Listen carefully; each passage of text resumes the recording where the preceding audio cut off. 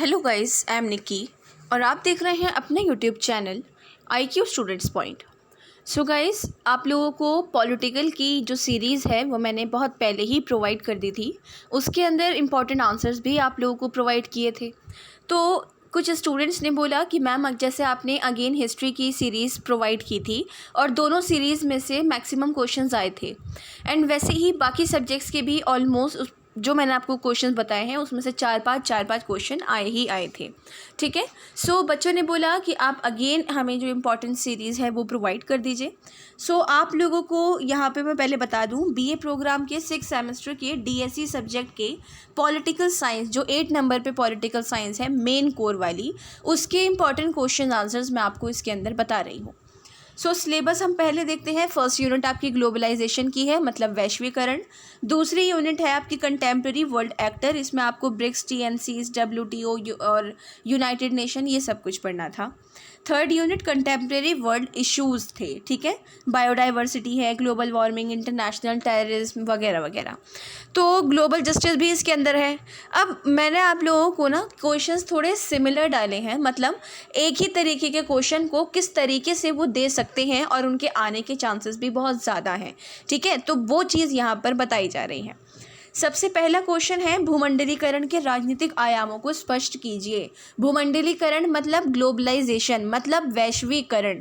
तो भूमंडलीकरण को देखकर आप घबराना नहीं कि ये आउट ऑफ सिलेबस है, ये आपके सिलेबस का ही है। तो आपके जो मैंने इसमें वैश्वीकरण पढ़ाया उसके साथ जो सेपरेट डायमेंशंस पढ़ाए हैं, पॉलिटिकल, इकोनॉमिकल, कल्चरल और टेक्नोलॉजिकल, सब तरीके के डायमेंशंस पढ़ाए हैं, लेकिन आपको इसमें पर्टिकुलर डायमेंशन पॉलिटिकल का बताना है। तो आपको आंसर कैसे लिखना है? फर्स्ट ऑफ ऑल इंट्रोडक्शन जाएगा, फिर कुछ डेफिनेशंस जो वैश्वीकरण की हैं वो जाएंगी, और उसके बाद क्या होगा, फिर आप ये बताओगे कि डायमेंशंस किस तरीके के हैं। आप सारे डायमेंशंस थोड़ा थोड़ा मेंशन करके फिर पॉलिटिकल डायमेंशन को आप डीपली लिखोगे कि पॉलिटिकल डायमेंशन बेसिकली है क्या। देन उसके बाद कंक्लूजन आएगा और आपके पूरे आंसर के मार्क्स आपके बने बनाए बैठ जाएंगे। नेक्स्ट है, भूमंडलीकरण के इतिहास की चर्चा कीजिए। क्वेश्चन सेम है, लेकिन क्या चीज़ इसके अंदर ऐड करनी है, सेम टू सेम लिखना है। इंट्रोडक्शन, डेफिनेशंस, उसके बाद डायमेंशंस, टोटल डायमेंशंस। उसके बाद मैंने आप लोगों को इसके अंदर और भी चीज़ें पढ़ा रखी हैं। डायमेंशंस के बाद थोड़ा सा वर्ल्ड ट्रेड ऑर्गेनाइजेशन पढ़ाया था, थोड़ा सा G77 पढ़ाया था, ठीक है। तो वो सारी चीज़ें साथ मेंशन करके लास्ट में कंक्लूजन लिखना है। देन लास्ट में ये आपका प्रूफ है, आंसर पूरा कंपलसरी, मतलब पूरा कंप्लीट हो जाएगा। उसके बाद है आपका संयुक्त राष्ट्र संघ का उद्भव, महत्व को स्पष्ट कीजिए। यूनाइटेड नेशन, ठीक है, यूनाइटेड नेशन ऑर्गेनाइजेशन यहाँ मैंने लिख दिया, लेकिन आप लोगों को मैं बता दूं कि यूनाइटेड नेशन का सबसे पहले नाम लीग ऑफ नेशन था। उसके बाद यूनाइटेड नेशन ऑर्गेनाइजेशन पड़ा, फिर आज के टाइम पे यूनाइटेड नेशन है। तो क्वेश्चन आएगा तो यूनाइटेड नेशंस ही आएगा। ये जो संघ मैंने लिख दिया है ऑर्गेनाइजेशन, आप इसको स्किप कर देना, कोई दिक्कत नहीं है। तो यहाँ पर इन्होंने इसके डेवलपमेंट को, इम्पॉर्टेंस को और इसके ओरिजिन्स को मांगा है कि भाई आप इसको लिखो। तो यूनाइटेड नेशन मैंने आप लोगों को पढ़ा रखा है। आप लोगों को नॉर्मली यूनाइटेड नेशन पूरा यहाँ पर लिखना है, क्योंकि यहाँ पर उद्भव मतलब उसके डेवलपमेंट की बात हो रही है कि किस तरीके से वो बहुत पुराने टाइम से 1919 से लेकर आज के टाइम तक यूनाइटेड नेशन बन पाया लीग ऑफ नेशन से। फिर इसकी क्या इंपॉर्टेंस है, हर देश में क्या इंपॉर्टेंस है, ठीक है। उसके बाद अब यहाँ पर आपकी अगर अंडरस्टैंडिंग ग्लोबलाइजेशन की बात है तो भाई आप लोग यहाँ पर थोड़े बहुत जो आपको पता हो चीज़ें उनको मेंशंस कर सकते हो कि यूनाइटेड नेशन ने किस तरीके से कहाँ कहाँ पर अपनी योगदान दिए हैं, ठीक है। जैसे ये बोला गया कि फर्स्ट वर्ल्ड वॉर के बाद अगर ये लीग ऑफ नेशन होता तो सेकेंड वर्ल्ड वॉर नहीं होती, ठीक है। इतना ज़्यादा नुकसान हुआ, सब हुआ। आज के टाइम पे जापान में जो जनरेशन होती है वो नागासाकी और जो वो था हिरोशिमा में बम फेंकने की वजह से ख़राब होती है, तो वो उसको भी रोक सकती थी। लेकिन अमेरिका पागल तो नहीं था जो उसने जापान पे बम फेंका। बहुत सारे लोगों को लगता है कि अमेरिका ने युद्ध के अंदर जापान पे बम फेंका था, लेकिन ऐसा कुछ भी नहीं था। जापान ने, जब वो बहुत ताकतवर शक्ति थी फर्स्ट वर्ल्ड वॉर के टाइम पे, तो उसने अमेरिका के एक छोटे से आइलैंड, पर्ल्स हर्ब नाम का आइलैंड है, वहाँ पर बॉम्ब फेंका था। और फिर जब अमेरिका पावरफुल बना तो उसने अपना बदला इन 2 शहरों में लिया, 6 और 9 अगस्त को, 3-3 दिन के गैप में। ठीक है स्टूडेंट्स। सो ये वाली चीज़ ये बोला गया कि यूनाइटेड नेशन अगर होता तो ये सारी चीज़ें नहीं होती, सेकेंड वर्ल्ड वॉर में इतना विनाश नहीं होता, सब चीज़ें बर्बाद नहीं होती, 1945 की जो विचारधारा की लड़ाई थी उसको बढ़ावा नहीं मिलता। अब उससे हटकर अगर हम थोड़ा और आउट ऑफ कंट्रीज़ फैलें, हर जगह जाएँ, तो यूनाइटेड नेशन का रोल पूरे वर्ल्ड में है, ना कि सिर्फ अमेरिका में। अगर कोई भी मुद्दा होता है, कोई भी पॉलिटिकल मुद्दा एक इंटरनेशनल बन जाता है, तो उसको संभालने का मैटर किसको जाता है? इंटरनेशनल कोर्ट ऑफ जस्टिस को या फिर यूनाइटेड नेशन को। ठीक है। अब यहाँ पर जैसे कि भारत का एग्जाम्पल अगर आपको दिया जाए, तो भारत का जो सबसे ज़्यादा फेमस एग्जाम्पल है 16 दिसंबर 2012 का निर्भया रेप केस का है, क्योंकि ये एक ऐसा भारत का एक ऐसा रेप केस का मुद्दा था जो यूनाइटेड नेशंस तक पहुंच गया था। यूनाइटेड नेशन में इंटरनेशनल कोर्ट ऑफ जस्टिस में निर्भया को जस्टिस के लिए मतलब इतना ज़्यादा फैल गया था कि पूरी दुनिया में निर्भया को जस्टिस दिलाने के लिए हर तरीके की ऑर्गेनाइजेशंस ने, फेमिनिस्ट ने और भी बहुत सारे जो पर्सपेक्टिव वाले लोग थे, जैसे लिबरल है, मार्क्स है, जो भी है, उन सब ने पूरा योगदान निभाया। तो यहाँ पर भी यूनाइटेड नेशन का पूरा रोल रहा। ठीक है। उसके अलावा यूनाइटेड नेशन को मैंने आप लोगों को बहुत अच्छे से पढ़ा रखा है, तो ये तो पेपर आपका सारे टॉप करोगे, मुझे तो उम्मीद यही है। खैर, नेक्स्ट क्वेश्चन है, क्या आपके अनुसार संयुक्त राष्ट्र वर्तमान में प्रासंगिक है? हाँ, बिल्कुल है। कैसे है? First of all answer writing, introduction आपका जाएगा। उसके बाद आप इंट्रोडक्शन में ये चीज़ मेंशन करोगे, ये नहीं लिखोगे कि संयुक्त राष्ट्र उस टाइम बना, ये बना। आपको ये लिखना है आंसर, क्वेश्चन देखो क्या मिला है, अब क्वेश्चन के अकॉर्डिंग आप आंसर लिखो ना। कि जैसे आज के टाइम पे बहुत सामाजिक, राजनीतिक, सांस्कृतिक मुद्दे होते रहते हैं, कल्चरल, पॉलिटिकल वगैरह, और इन मुद्दों में कभी कभार ये मुद्दे कभी राष्ट्र पे ख़त्म हो जाते हैं तो कभी देशों पे ख़त्म होते हैं, और जब वो देशों पे ख़त्म होते हैं तो वो एक इंटरनेशनल, अंतर्राष्ट्रीय मुद्दा बन जाता है। तो उस चीज़ को लेकर इंट्रोडक्शन में आप ऐसे लिखोगे, थोड़ी बहुत कहानी बना के, उसके बाद जाके आप ये वाली चीज़ लिखोगे कि संयुक्त राष्ट्र वर्तमान में प्रासंगिक है। फिर ये हेडिंग सबटाइटल डालने के बाद आप लिखोगे कि हमारे अनुसार संयुक्त राष्ट्र, यूनाइटेड नेशन बिल्कुल वर्तमान टाइम पे प्रासंगिक है। कैसे है? कि जैसे अभी हाल ही में वॉर्स हुई हैं, सारी चीज़ें हुई हैं, उसके अंदर यूनाइटेड नेशन ने पार्टिसिपेट किया। ठीक है। अगर नहीं करता तो वॉर इतनी बढ़ सकती थी कि वो सभी देशों में फैलते फैलते थर्ड वर्ल्ड वॉर हो जाती। ठीक है। उसके अलावा कोई पॉलिटिकल मुद्दा, जैसे अभी जो हाल फिलहाल में चल रहा है, ठीक है, आप सभी न्यूज़ देखते हैं, तो अभी इस चीज़ को मेंशन करेंगे तो टीचर्स को ये कंफर्म होगा कि बच्चा करंट अफेयर्स पे और पढ़ाई पे, सब चीज़ों पे बहुत ध्यान देता है। तो आज का जो मुद्दा इस टाइम पर चल रहा है, इस मुद्दे ने पूरे वर्ल्ड के अंदर पकड़ रखी है अपनी, और सभी कंट्रीज़ आपस में मिलकर इस मुद्दे को सॉल्व करने पे तुली हुई है। ठीक है। प्रोटेस्ट हो रहे हैं, सब चीज़ें हो रही हैं उस चीज़ में। अब जैसे कि अभी जो ये प्रोटेस्ट हुए, उसके अंदर बिना कुछ करे, देखो प्रोटेस्ट अगर अकॉर्डिंग टू इंडिया देखा जाए या फिर किसी अदर कंट्री में डेमोक्रेसी है, तो प्रोटेस्ट करने का जो राइट है हमें मिला है। ठीक है। अभिव्यक्ति की स्वतंत्रता जिसको कहते हैं, आर्टिकल 19 के क्लॉसेस के अंदर हम लोगों को दे रखी है। अब हमने प्रोटेस्ट किया बिना किसी अस्त्र शस्त्र के, बिना किसी वेपन्स के, लेकिन उसके बावजूद भी जो आपके टाइम पे प्रोटेस्ट हो रहे हैं, उसमें गोलियां चली हैं और वो पुलिस वालों ने चलाई हैं। हालांकि पुलिस वालों ने लोगों को मारा नहीं है, जान से नहीं मरे, लोगों के सब पैरों पे, टांगों पे गोलियां चलाई, लेकिन उस चीज़ में कि वो ना पुलिस वालों ने राइट्स का उल्लंघन करा। उसको एक तरीके से ये बोला कि हम लोग तो नॉर्मल प्रोटेस्ट कर रहे थे, लेकिन पुलिस वालों को वो आवाज़ें बुरी लग रही थी, वो चीज़ें बुरी लग रही थी, उन्होंने गोलियां बरसानी शुरू कर दी। लाठी भी चार्ज नहीं करी, सीधा गोलियां ही मार दी। बहुत सारे लोग मतलब टांगों पे मारे। ठीक है, बोला जाता है कि अपने डिफेंस के लिए आप टांगों पे गोली मार सकते हैं, किसी को जान से नहीं मार सकते हैं, वो मर्डर में आ जाएगा।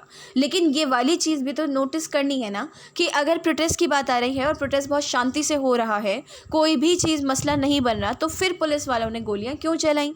तो एक वो वाली चीज़ जो है यूनाइटेड नेशन तक पहुंच सकती है। इसलिए पहुंच सकती है क्योंकि जो पुलिस वालों पे गोलियां चली, उसकी आम जनता की बात गवर्नमेंट नहीं सुनेगी, तो जनता जो है आउट ऑफ इंडिया अपनी बात को रखेगी और वो इंटरनेशनल कोर्ट ऑफ जस्टिस और यूनाइटेड नेशन की ही हेल्प लेगी।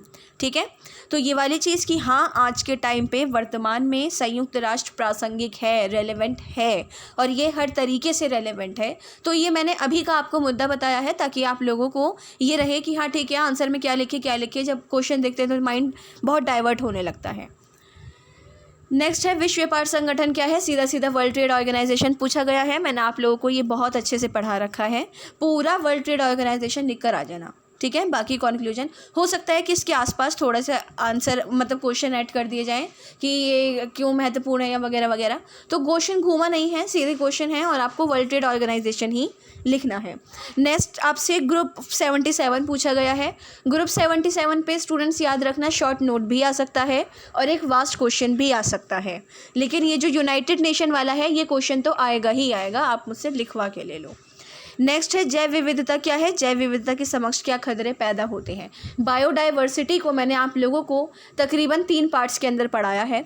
उसके अंदर UNDC UCTAD जो है वो है मतलब इंडिया की जो अकॉर्डिंग टू इंडिया पूरे इन्वायरमेंट का ध्यान रखती है। मुझे दिमाग में अभी उसकी फुल फॉर्म नहीं आ रही है, तो आप देख लेना उसको क्या था वो, ठीक है। तो आपको यहाँ पर वो लिखना है, पहले जैव विविधता बतानी है, उसके बाद जैव विविधता के समक्ष खतरे क्या पैदा हो रहे हैं, तो खतरे आपको बताने हैं।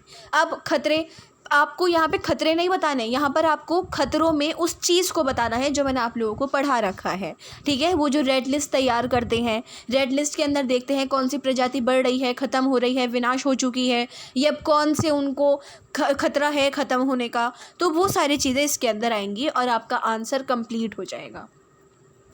बहुराष्ट्र कंपनियां MNCs का पॉलिटिकल सिचुएशंस पर क्या इफ़ेक्ट पड़ता है वो पूछा गया है। बहुराष्ट्र कंपनियों को मैंने आपको पढ़ाया है और पॉलिटिकल सिचुएशंस में उसका क्या इफ़ेक्ट पड़ता है वो भी बिल्कुल डायरेक्ट क्वेश्चन है, ठीक है।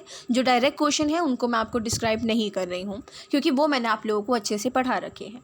नेक्स्ट है आतंकवाद को परिभाषित कीजिए, आतंकवाद को बढ़ावा देने वाले कारण लिखिए। आतंकवाद को परिभाषित करना है, जो आपको अकॉर्डिंग टू यूनिट्स डेफिनेशंस और पूरा इंट्रोडक्शन पढ़ाया गया है वो लिखना है। उसके बाद आतंकवाद को बढ़ावा देने वाले कारण क्या हो सकते हैं, ठीक है, क्या हो सकते हैं आतंकवाद को बढ़ावा देने वाले कारण। अब जैसे कि हमारा जो कॉन्स्टिट्यूशन है आर्टिकल 19 के तहत सभी को बोला गया है कि संघ बनाकर ग्रुप बनाकर प्रोटेस्ट कर सकते हैं, कोई भी रिलीजन रैलियां निकाल सकते हैं, सब कुछ कर सकते हैं, ठीक है। खैर वो आर्टिकल 22 है, बट 19 के अकॉर्डिंग अभी व्यक्ति की स्वतंत्रता है स्पीच की या और भी चीज़ें तो उसके बीच में अगर कोई खड़े होकर पथराव करता है या कुछ करता है तो वो चीज़ भी आतंकवाद के अंदर गिनी जाती है, ठीक है, अकॉर्डिंग टू कॉन्स्टिट्यूशन।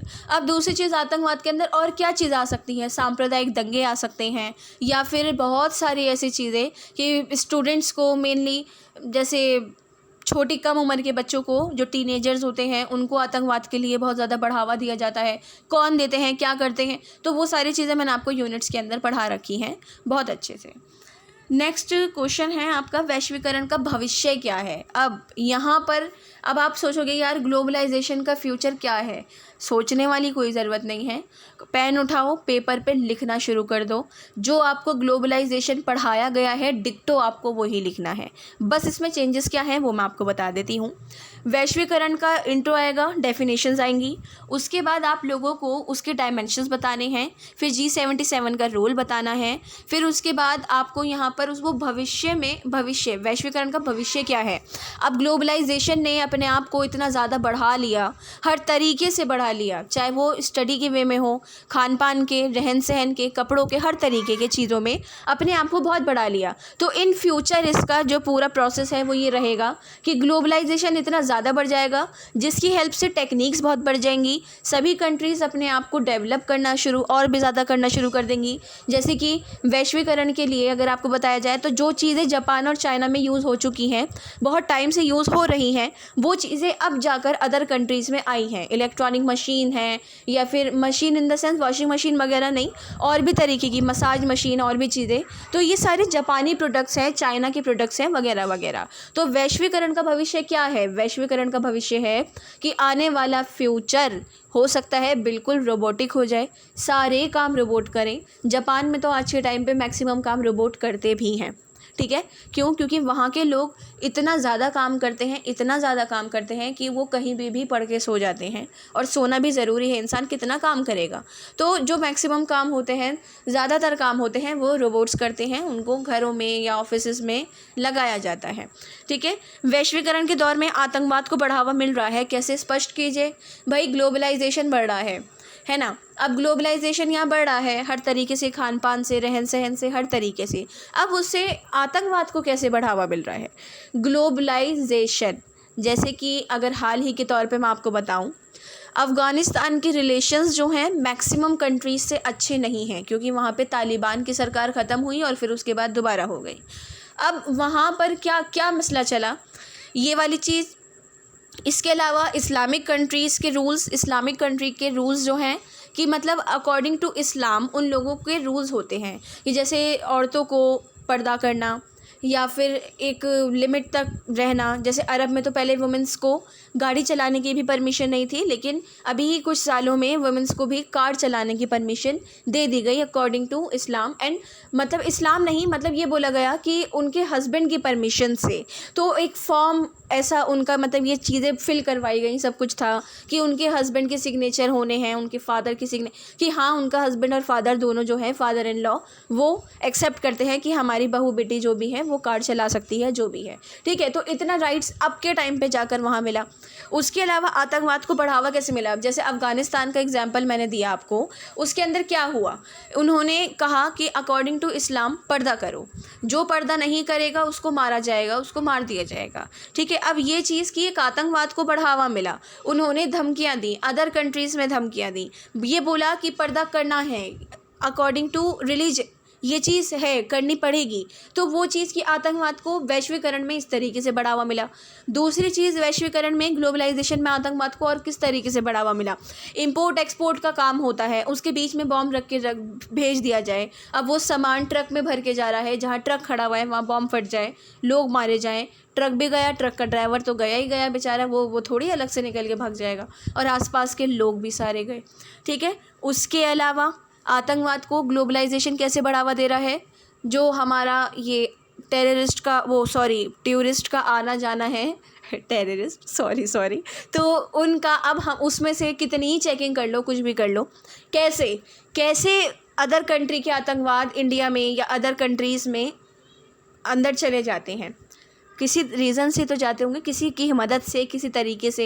एयरपोर्ट पे इतनी टाइट सिक्योरिटी के बावजूद भी वो चले जाते हैं, ठीक है। तो वो वाली चीज़ कि ग्लोबलाइजेशन में आतंकवाद को बढ़ावा इस तरीके से मिला कि जो आज के टाइम पे ये दौड़ बढ़ चुकी है ना टेक्निक्स की, अपने आप को आगे बढ़ाने की, उसमें आतंकवाद पर फोकस इतना नहीं किया जा रहा है, ठीक है। तो ये वाली चीज़ें इसके अंदर आपकी इंक्लूड करी जाएंगी। अंतर्राष्ट्रीय आतंकवाद क्या है? हाल के दशकों में कौन से कारक इसके उदय के लिए जिम्मेदार हैं? भाई इंटरनेशनल टेररिज्म की बात यहाँ पर हो रही है, तो इन्होंने पूछा है इंटरनेशनल टेररिज्म क्या है। अब इंटरनेशनल टेररिज्म तो मैंने आप लोगों को पढ़ा रखा है।